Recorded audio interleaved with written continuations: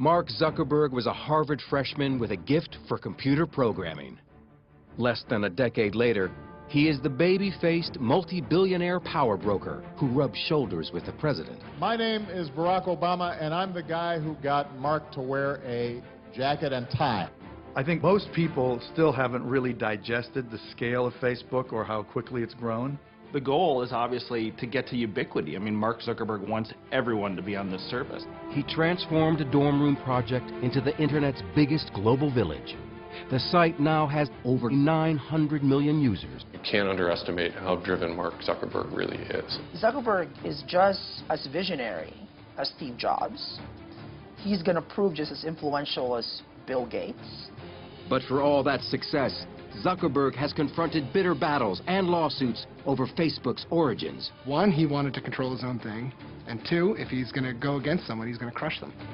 We spent 3 months working with Mark, being essentially led on. We were all blindsided. We had no idea that he was working on a competing product. He has waged an all-out war on his biggest competitors. Facebook and Google's relationship is pretty simple. They just don't like each other. And Zuckerberg has come under fire for pushing the limits on user privacy. Users have less control over private information. They don't fully know how their information is being shared. He's not dealing with just a piece of technology. He's dealing with people and their behavior. And in many ways, he's doing it on the fly. They have amassed this humongous database of information about us because we trusted them. So the question is, should we still trust them?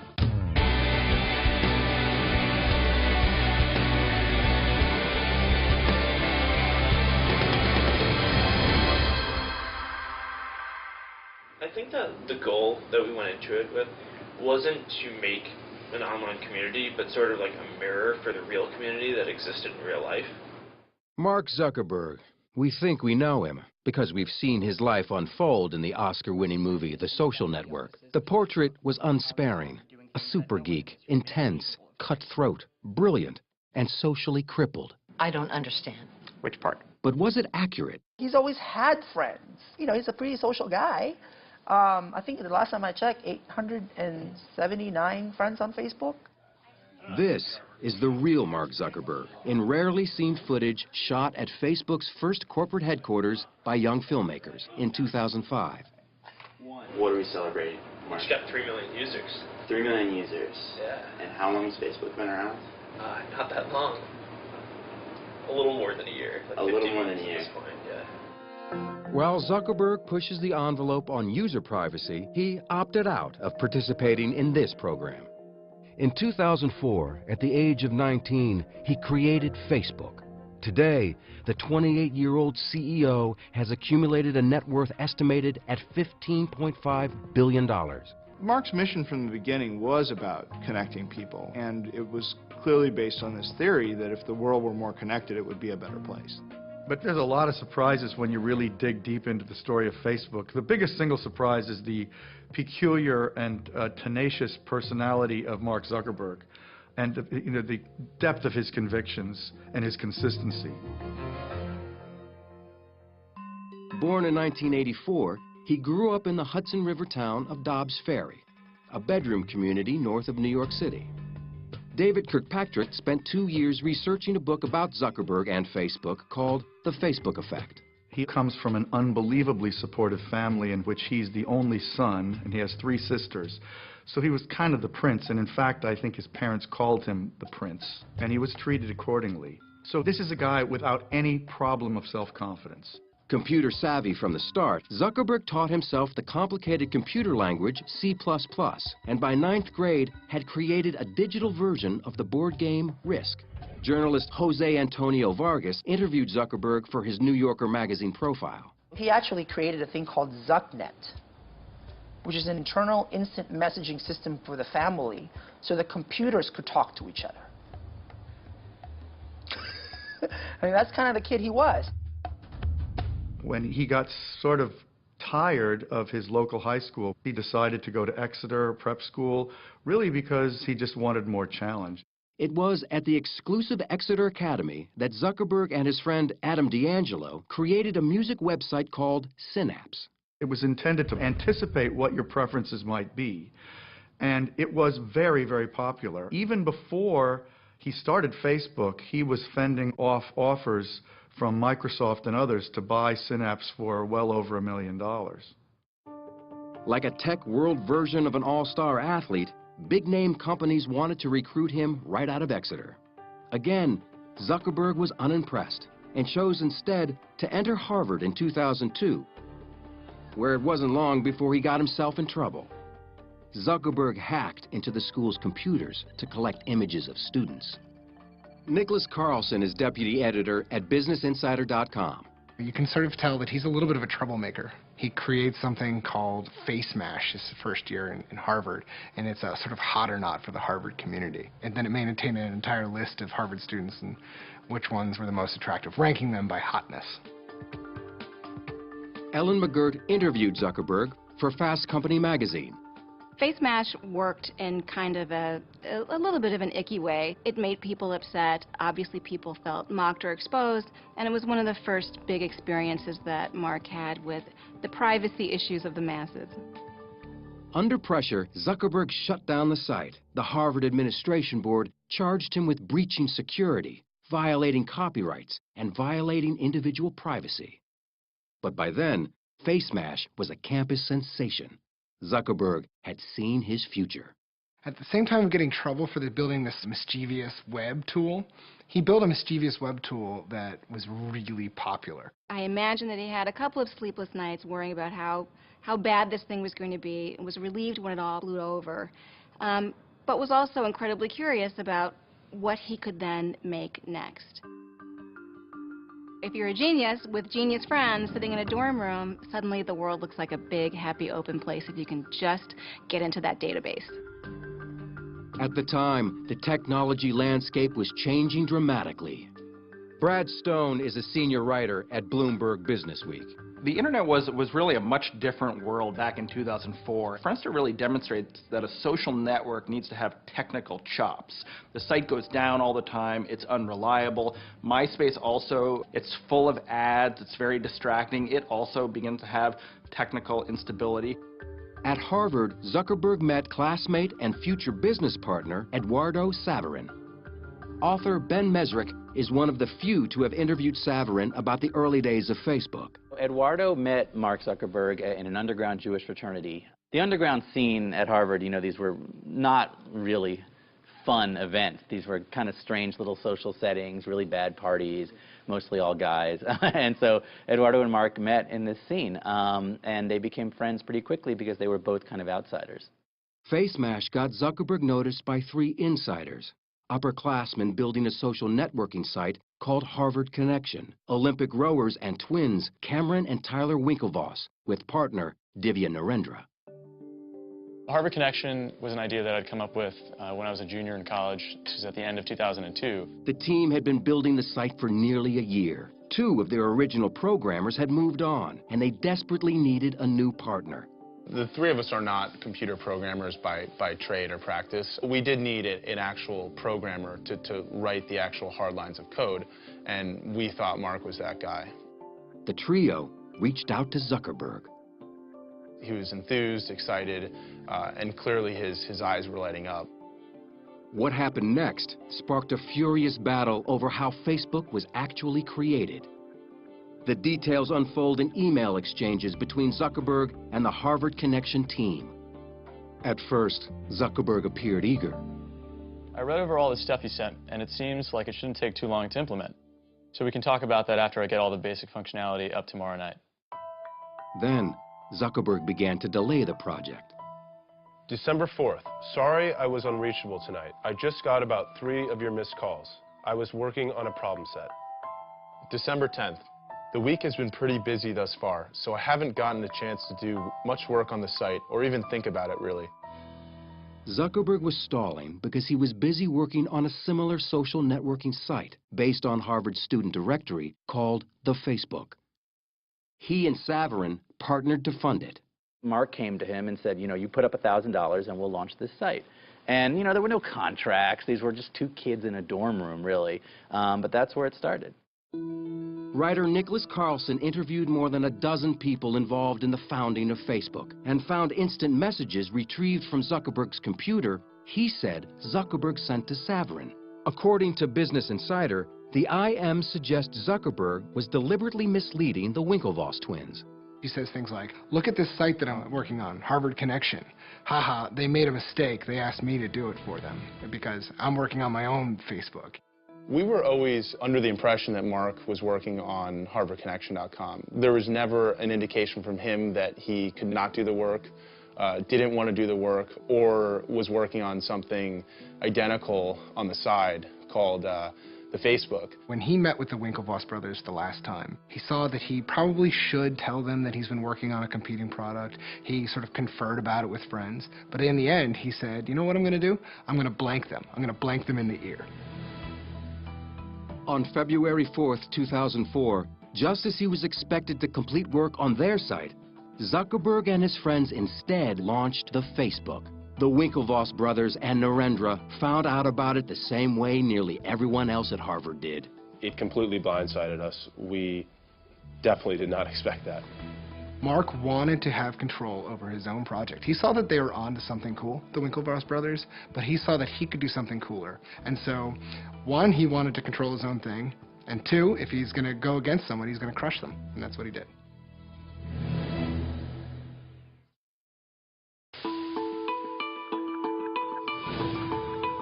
Mark Zuckerberg's new Harvard-based social networking site, the Facebook, was mired in controversy from the start. Just days after he launched it in February of 2004, the Winklevoss twins and Divya Narendra sent him a letter to cease and desist. In a nutshell, our complaint against Mark Zuckerberg is fraud, unjust enrichment, and breach of contract. Zuckerberg responded with a letter denying any wrongdoing, claiming his site was a separate venture and used none of the same code. The Winklevoss twins and Narendra would later appeal a $65 million settlement with Facebook. They lost in federal court, but that settlement could now be worth $200 million. But none of the vicious legal wrangling slowed the incredible momentum of the Facebook. At that point, my roommates were kind of like, you know, this is pretty cool. Like, I bet this would work at other schools. So we launched it at Columbia, Yale, and Stanford. And within a couple of weeks, each of those three schools also like had thousands of users who were like, all right, this is pretty sweet. Like, let's just go all out and see how many schools we can launch this at as quickly as possible. About this point in time, they started to take meetings with venture capitalists and with bigger advertisers. And this is all kind of Eduardo's doing. They got a pretty early deal with Visa, and they had a deal with American Express. They had a number of advertisers that came and went. Then record companies started getting interested, and they began to get some pretty good revenue from the music industry. Enter Sean Parker, who had his own connection to the music business. On a trip to New York, Zuckerberg and his partner, Eduardo Saverin, had dinner with the 24-year-old co-founder of Napster. The seasoned entrepreneur and a truly creative individual, an extraordinarily interesting person who had worked his way into a network in the Valley that is just to die for, particularly at that point. For Zuckerberg, Parker was a hero and a role model. Partner Saverin didn't agree. Eduardo did not think highly of Sean from the very beginning. He thought that Sean was a snake oil salesman, that they didn't need Sean, that Sean talked a big game but was living out of a duffel bag and had been kicked out of 2 companies. In the summer of 2004, with Saverin remaining on the East Coast, Zuckerberg left Harvard. We came out to Palo Alto for the summer just to hang out because Palo Alto is kind of this mythical place where, you know, all the startups come from, and got ready to launch it at another 150 schools when the year started. One of the things that Mark did that was very smart by going to Palo Alto was to actually enter the petri dish of entrepreneurialism, particularly for new technologies. Zuckerberg and his friends moved into a large frame house with a swimming pool, and he reconnected with Sean Parker, who later became Zuckerberg's roommate. He was the adult supervision. He's the guy who showed them how things are done in Silicon Valley. He's the one who showed them how to meet investors, how to negotiate with them, who to hire. Mark has told me stories of just all of the guys coding late at night around dining room tables and eating chicken McNuggets and cereal. And there's partying going on. Sean Parker is bringing them around to the different kind of cool Silicon Valley hotspots. And meanwhile, the website is growing astronomically fast. I mean, there's a 1 million-member party by December of that year. During this time, Parker gave Zuckerberg some shrewd advice he took to heart. He sort of looked at him and said, you need to be the founder of this thing, and you need to be the CEO forever. You know, you can't turn this over to investors. And Mark is able to negotiate a series of increasingly important investment deals that do two things. One, allow him enough operating cash to hire some of the smartest engineers in the business, and two, help him retain majority control in the company. But tensions began to grow with Zuckerberg's original partner, Eduardo Saverin, who remained on the East Coast. Eduardo felt that, he was the business head of the company and he was no longer being treated that way. Mark and Sean were taking meetings all over California. They were meeting with venture capitalists, and they were kind of ignoring Eduardo. He retaliated. Eduardo froze the bank accounts to try and get Mark's attention, and Mark and Sean began to sort of figure out a way to build the company without Eduardo. Zuckerberg responded and froze Saverin out. Eduardo was removed from the company masthead, and he essentially became a non-entity. He became a non-person. He was thrown out, and he became very upset.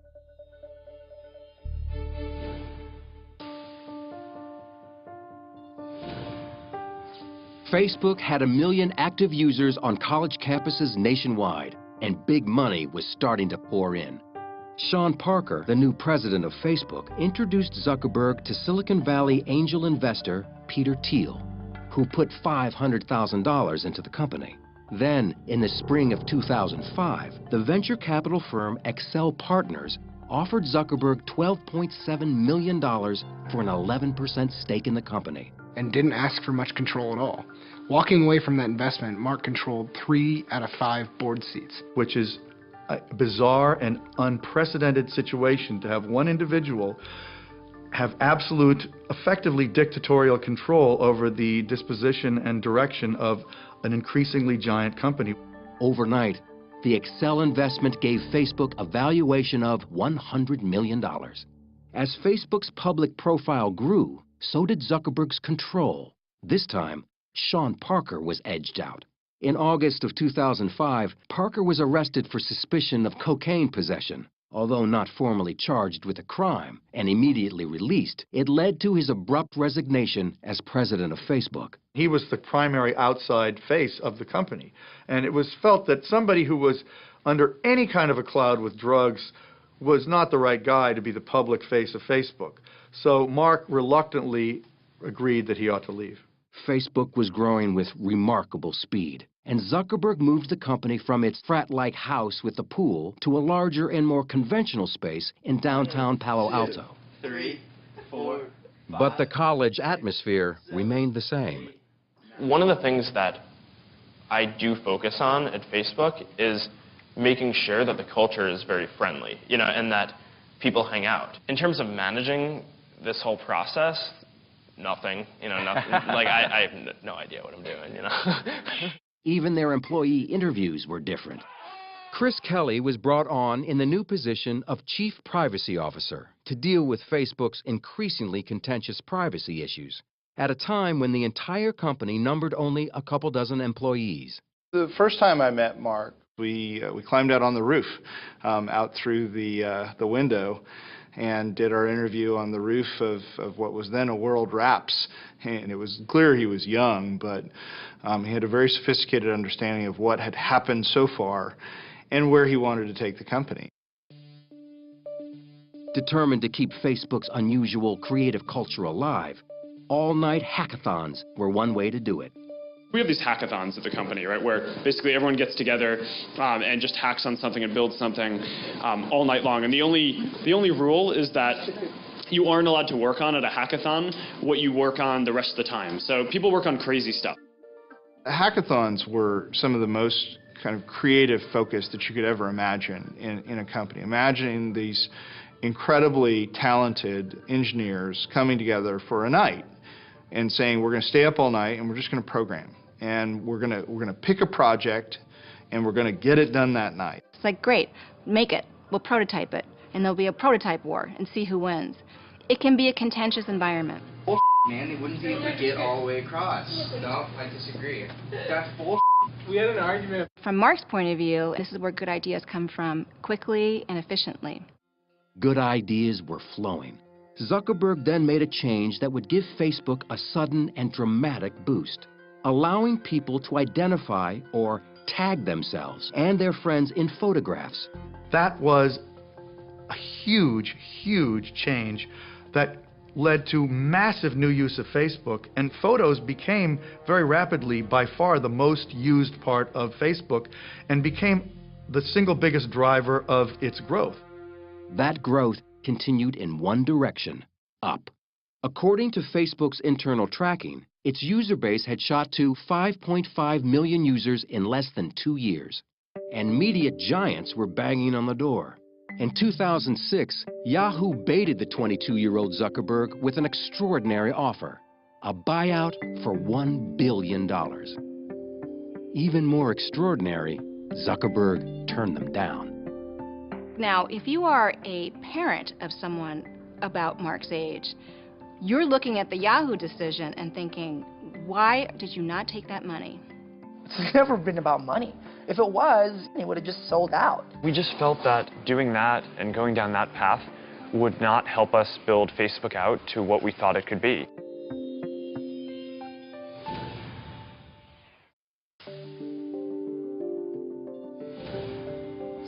In 2006, Mark Zuckerberg rejected a $1 billion pitch from Yahoo when MTV pushed the ante even higher. Michael J. Wolf was CEO of MTV Networks. Mark had taken me on a walk around Palo Alto and shown me his apartment.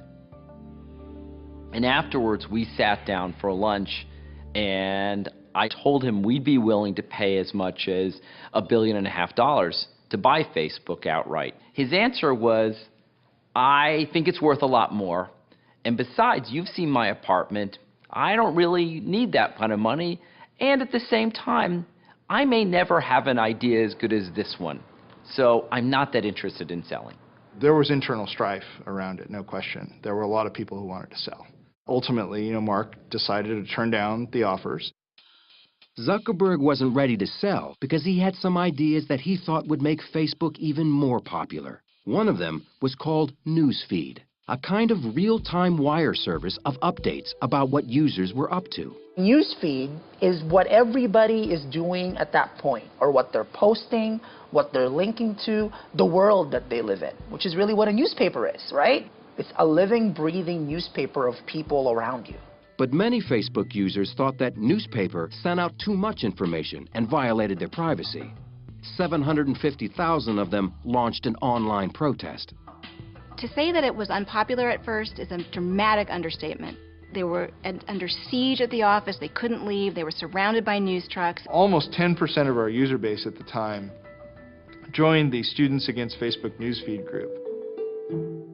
Zuckerberg was forced to apologize. He wrote his apology note himself. It was probably a good learning experience. When Facebook changed some of the privacy controls, it was an overstep. I do think he takes those seriously, but I do think that he's willing to continue to overstep for the purpose of making a product that he wants to make. The apology was not a surrender. Zuckerberg was sure that users would get used to this new level of sharing, and he turned out to be right. After tweaking Newsfeed, it became one of the most popular elements of the Facebook experience.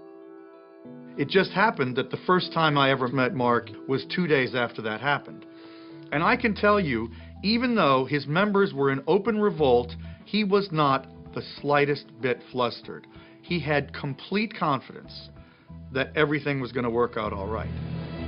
Zuckerberg decided it was time to take Facebook beyond its college roots and introduce it to the general public. The response was stunning. Membership doubled, shooting up to 12 million by 2006. Zuckerberg radically altered the Facebook experience again, when for the first time the 23-year-old CEO invited programmers from around the world to develop apps for Facebook. It was another turning point, expanding Facebook from an insular world of information to a platform. And it was like the gold rush.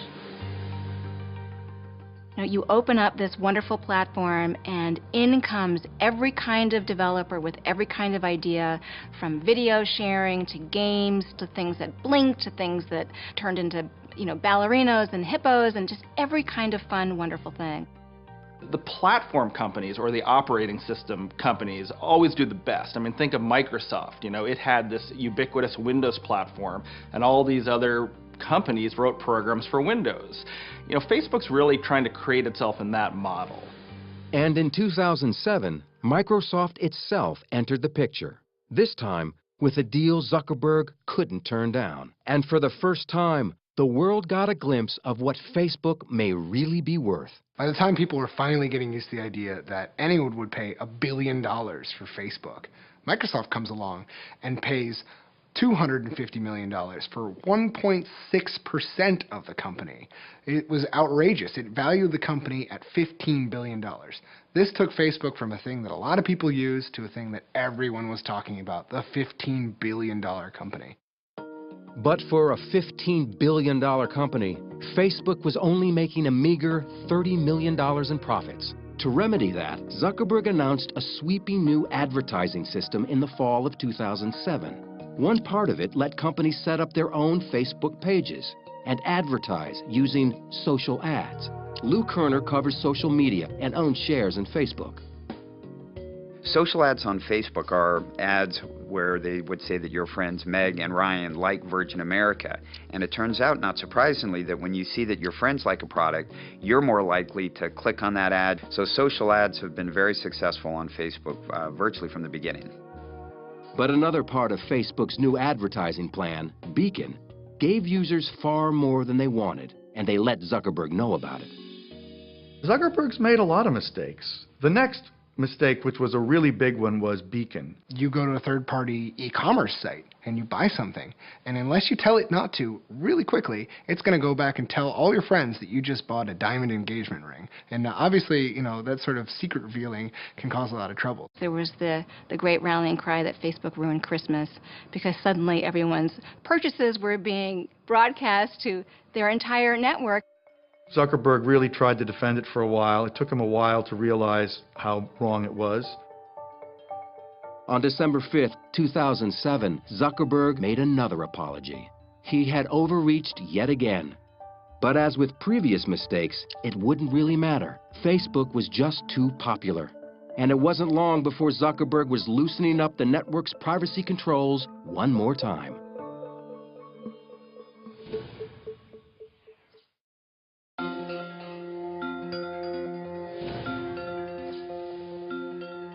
More than 4 years after co-founding Facebook, Zuckerberg still seemed uneasy in the public spotlight.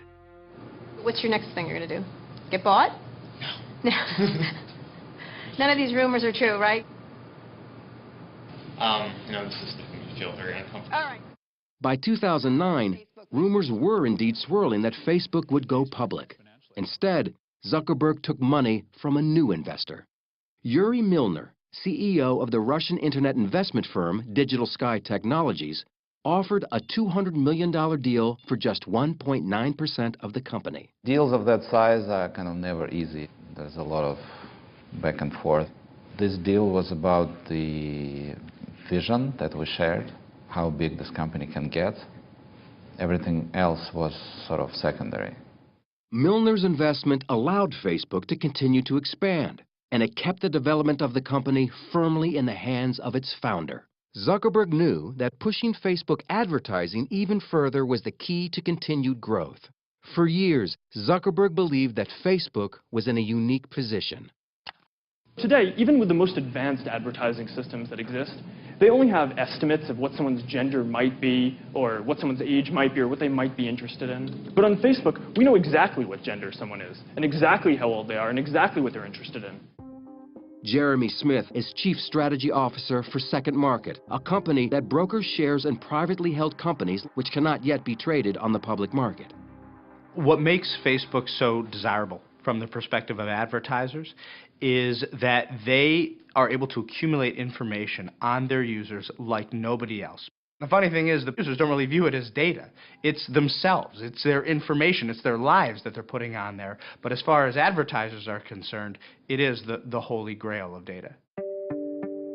Pushing the boundaries of that holy grail of data was about to get Zuckerberg in trouble again. In December 2009, he revamped the privacy settings for Facebook's then 350 million users. Unless users individually restored their settings, previously private information was now available to everyone on the internet. Many people just sort of took that default and somewhat inadvertently allowed a lot of their information to become public. And many privacy advocates believe that they didn't explain that or disclose it sufficiently. A firestorm of complaints from users and consumer groups forced Zuckerberg to backtrack again, sparking concerns in Congress. We are here today to urge Facebook's creator and CEO, Mark Zuckerberg, to revisit this new policy as soon as possible. We believe Facebook should reverse its policy to begin exploring guidelines so users know upfront what's happening. Adding fuel to the fire was the surfacing of still more instant messages. Business Insider published messages they said showed a friend asking then college-aged Zuckerberg why people shared their emails with him. Zuckerberg's response was curt and profane. You know, I mean, I asked him point blank about it, and he was very embarrassed by the fact that he had sent these IMs. Less than 1 month later, he was put on the hot seat in a memorably awkward interview at the All Things Digital conference. Do you feel like you're violating people's privacy? You know, there were real learning points and turning points along the way in terms of building things. If I knew what I knew now then I hope I wouldn't have made those mistakes. But I can't go back and change the past. I can only do what we think is the right thing going forward. You know, anybody who's ever kind of doubted what Facebook is about or want to question his integrity, I mean, they can keep pointing back to that, right? To that instance of like, I can't trust that guy. That is going to be our check on him for as long as he remains CEO, you know, and in charge of that company. It's going to be like, okay, you're not that guy. Well, prove to us that you're not that guy. Chris Hufnagel, the director of privacy programs at the University of California, Berkeley, believes Mark Zuckerberg purposefully pushes the envelope on privacy. In most situations where a company does something that's unpopular, they have blowback. They lose the ability to do something. But in Facebook's case, we have something I call blow forward, where they take 2 steps forward, there's some type of public reaction, and they just take a little step back. And so over time, they've been able to open up profiles more and more. Mark does not think you should be a different person at work than you are at the bowling alley, in bed, at school. You know, he basically thinks you should be consistent across all these environments. So that's a very radical view for many older people.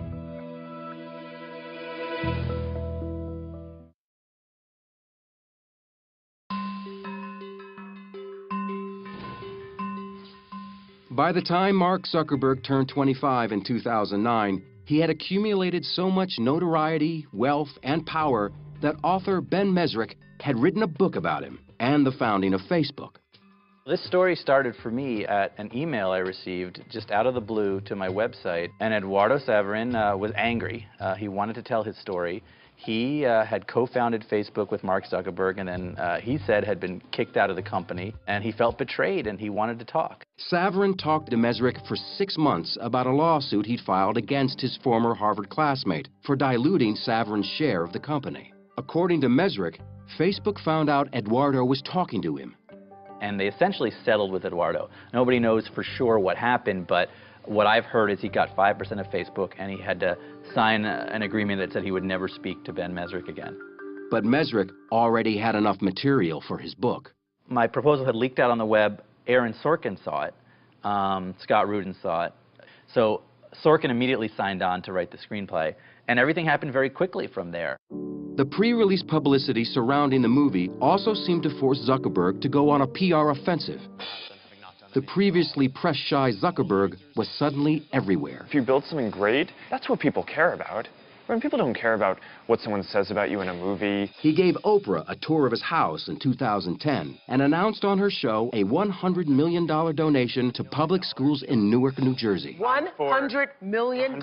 $100 million. The social network opened in wide release on October 1st, 2010.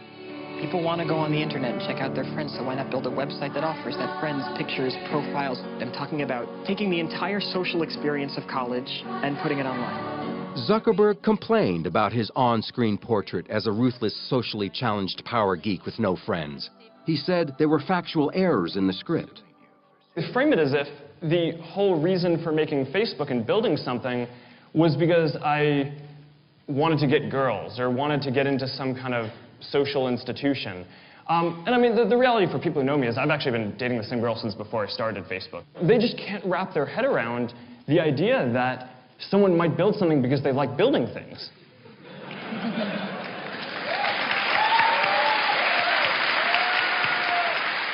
Though he initially said he wouldn't see the movie, Zuckerberg ended up taking his entire staff to it. He even showed up on Saturday Night Live. You ever end up seeing the film, the Social Network? Yeah, I did. Cool. Oh, thanks. And what did you think? It was interesting. Thank you to the Hollywood Foreign Press for this extraordinary honor. The Social Network won a Golden Globe Award for Best Dramatic Picture, as well as 3 Academy Awards. First Tunisia, now Egypt. What's next? But to an increasing number of people around the world, Facebook wasn't just a Hollywood movie. It was affecting real life.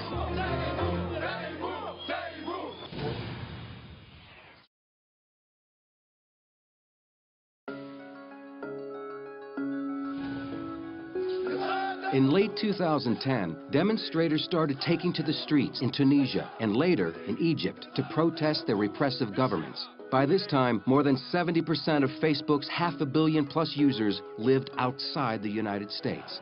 In Egypt, one flashpoint for the anger was a case of police brutality. At the center of the protests was a Google employee who ran a Facebook page. Wael Ghonim was the manager in Egypt of a page that was a memorial to this guy who had been beaten, tortured, and killed by the secret police. And that group became very, very large, many hundreds of thousands of members during the period leading up to the revolt against Mubarak. Facebook expedited the ability of people to express their dissatisfaction, which clearly sped up the process of these revolts. The governments of Tunisia and Egypt fell. Protesters expressed their gratitude to Facebook on the streets. One named his newborn daughter Facebook. And Wael Ghonim sang the social networking site's praises on CNN. I want to meet Mark Zuckerberg one day and thank him. I'm talking on behalf of Egypt. This revolution started on Facebook when hundreds of thousands of Egyptians started collaborating content. You know, like we would post a video on Facebook. It would be shared by 50,000 people on their walls within a few hours. Facebook itself was very quick to try to distance themselves from that political activity. I mean, obviously, they supported it, but they don't really want to be seen as a tool of change because obviously Facebook wants to be active in regimes like China. They don't necessarily want themselves viewed as a tool of insurgency. Zuckerberg has taken on a personal goal that might help him with his mission to connect the world. He says he spends an hour a day studying Chinese, which could potentially help him gain 1 billion new friends. It's the fastest growing and the biggest internet market in the world. There are hundreds of millions of users, and his mission is incomplete if he's not in China. Mark Zuckerberg's power had never been greater, and once again, speculation grew that he would take his company public. Despite enormous pressure, Zuckerberg has been hesitant to pull the trigger and cash in. 100 years, 200 years from now, what's going to be more important? The money, right?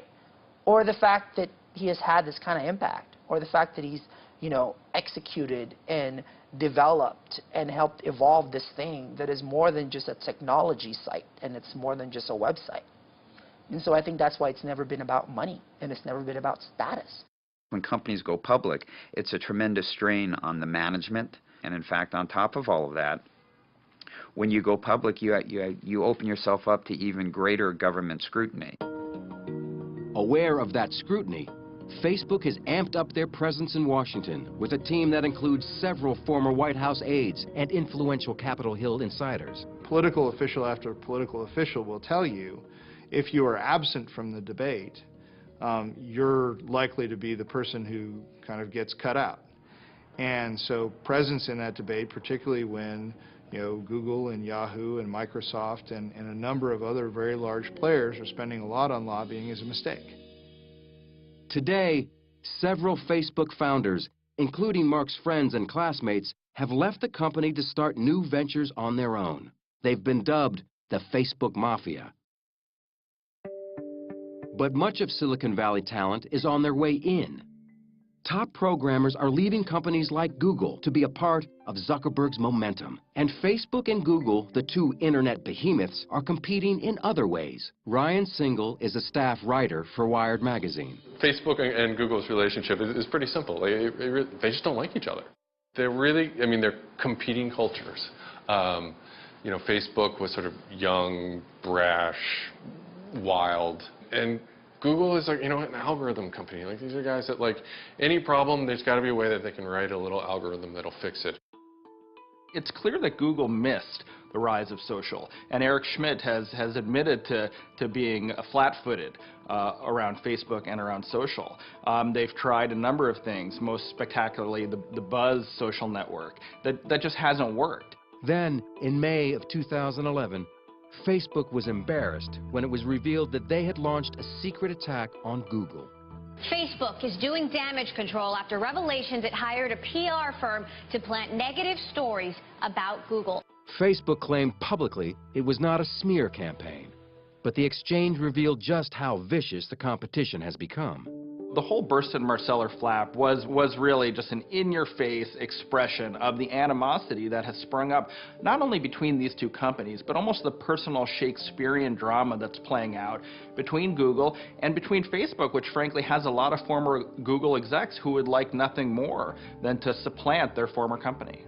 You can't underestimate how driven Mark Zuckerberg really is. He says his mission is to make the world more open and better place. His mission is also to be number one, right? He wants to be, inscribed on granite above Bill Gates, I think.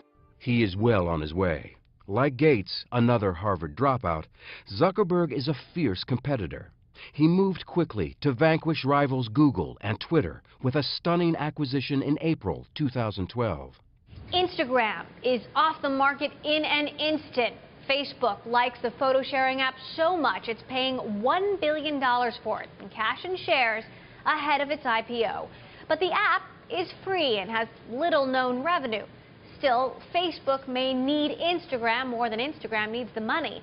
Instagram has become a photo-sharing competitor and a social network all its own. It was considered a radical and defensive move. Facebook cannot take any chance that any other social network oriented toward photos could really get traction that would compare to theirs. And I think, so there's a preemptive quality to this. Also, I think almost certainly Google was interested and probably maybe forced Facebook to act now. 1 month later, Facebook finally went public in the largest IPO on record for an internet company, making Mark Zuckerberg a multi-billionaire. This is an awesome moment. The CEO in hoodie and sneakers retained tight control of his company with 57% of shareholder voting rights. Facebook has literally changed the world. We've moved from the country to the village to the town to Facebook. It's just getting started, too. I think it's just going to get bigger and bigger and bigger. For a site that's able to move from the dorm room to a site where, my 80-year-old mother and myself and my chiropractor and my third grade class all reunites on the site and we all have something to talk about, it's an achievement.